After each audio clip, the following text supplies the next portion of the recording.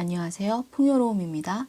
스페인에 가서 보고 느낀 것들은 그들의 역사와 얽혀있는 건축물들에 매료되어 또 가보고 싶다는 생각이 들 정도였습니다.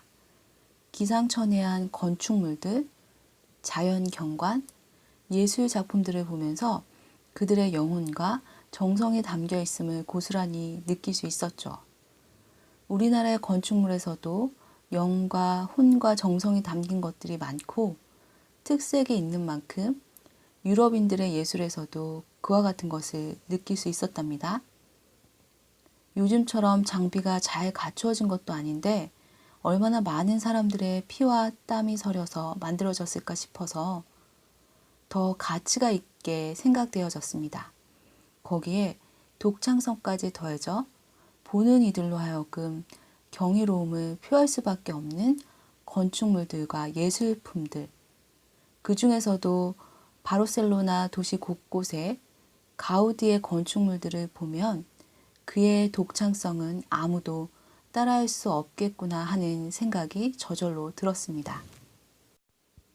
가우디는 자연의 결을 따라 공간을 다룰 줄 아는 건축가였습니다.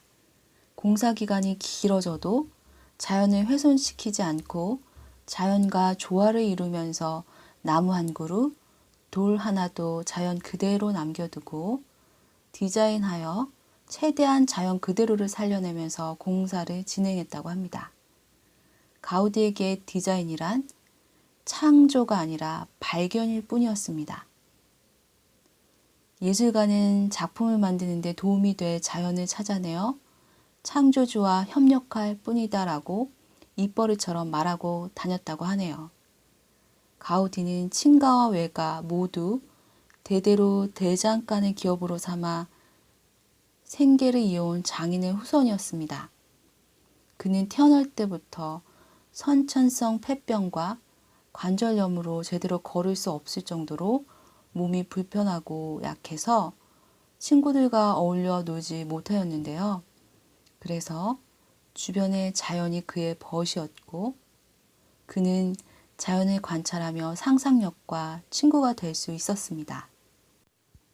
가우디의 아버지는 천도가 넘는 화덕에서 풀무질을 하며 쇠붙이를 녹여 생활에 필요한 그릇이나 솥을 만들었는데요. 그 덕분에 가우디는 3차원의 도구를 만드는 과정에서 자연스럽게 공간을 이해할 수 있었습니다.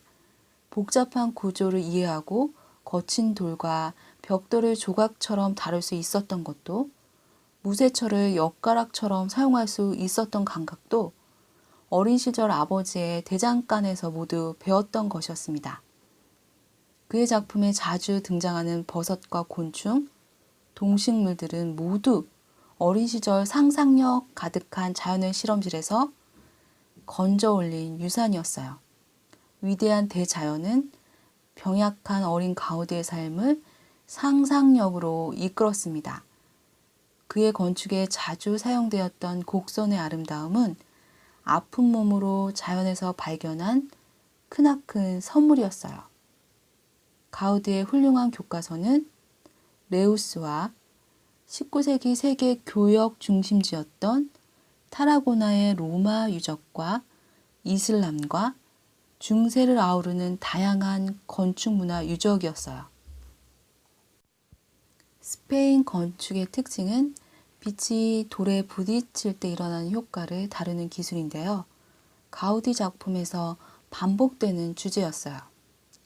스페인을 점령한 이슬람 교도들이 빛의 미학을 실현한 세공 장식의 아치와 벽면 장식과 나무 천장 장식은 빛의 농담에 따라 변화무쌍합니다. 레우스를 점령했던 이슬람 교도들이 처음으로 빛의 미학을 전해주었는데요. 이 이슬람적인 빛의 마술은 가우디의 손끝에서 재창조되었습니다. 가우디 없는 바르셀로나를 상상할 수 없고 성가족 대성당이 없는 바르셀로나는 존재하지 않습니다. 성가족 대성당은 가우디 인생의 시작과 끝을 함께한 그의 평생의 작품인데요. 아직도 완성되지 않은 미완성의 작품이에요. 작은 조각배 위에 옥수수를 잔뜩 싣고 있는 듯한 순환의 파사드는 방주를 연상시킵니다. 순환의 파사드는 누구에게나 죽음의 배가 다가오고 있음을 암시하는 직설적인 표현인데요. 직설적인 뜻을 내포하는 외부와 다르게 성가족 성당의 내부는 추상적으로 표현되어 있어서 묘한 대조를 이루고 있습니다.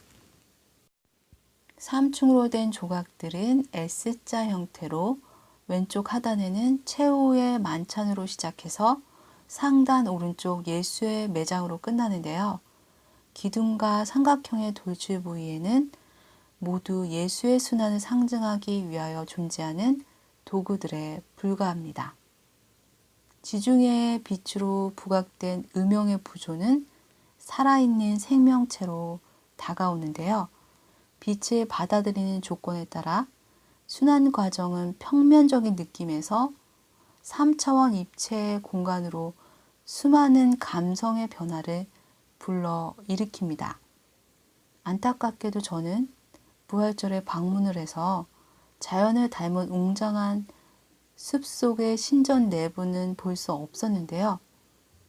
그곳에 들어가게 되면 회중석을 가로지르는 기둥들은 울창한 숲속의 나무처럼 기둥에 여러 개의 가지들이 천장으로 뻗어 있고 하늘을 향해 가지를 뻗은 기둥 구조는 지진에도 안전한 구조 기법으로 자연의 나무에서 영감을 얻었다고 하네요. 중앙 십자로 회랑 상부 천장은 주변의 천장보다 한층 더 높이 들어 올려서 선명한 빛의 통로로 만들었습니다. 가우디는 대성당 내부 공간에 최대한 인공 조명을 사용하지 않고 자연 조명으로만 신전을 밝혔습니다. 가우디가 살아있을 때 완성된 탄생의 파사드는요, 거무스름한 화강석의 태색한 색조만으로도 100년 전 가우디의 정치를 충분히 느낄 수 있는데요. 예수 탄생의 파사드는 건축이라기보다는 재단을 마주하고 있는 느낌이에요.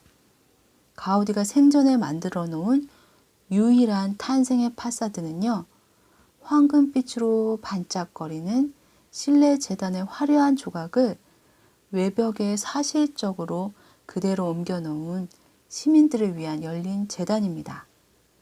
탄생의 파사드는 세 부분으로 나뉘는데요. 예수의 탄생, 유년기, 청년기를 기념하는 상징물들이 살아있는 듯한 감정을 자아냅니다.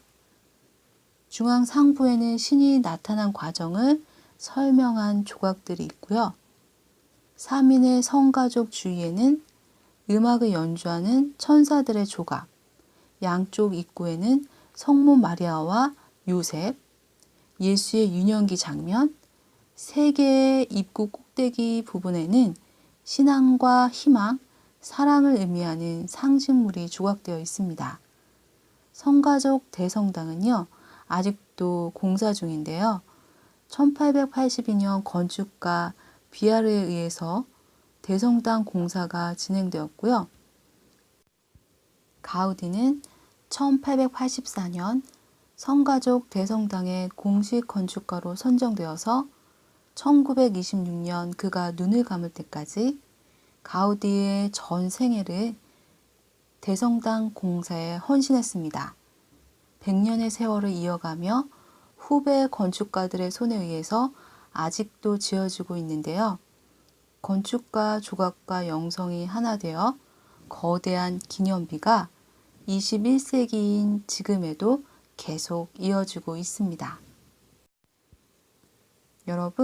여러분도 가우디처럼 전생에 걸쳐서 이뤄낼 어떤 것이 있나요?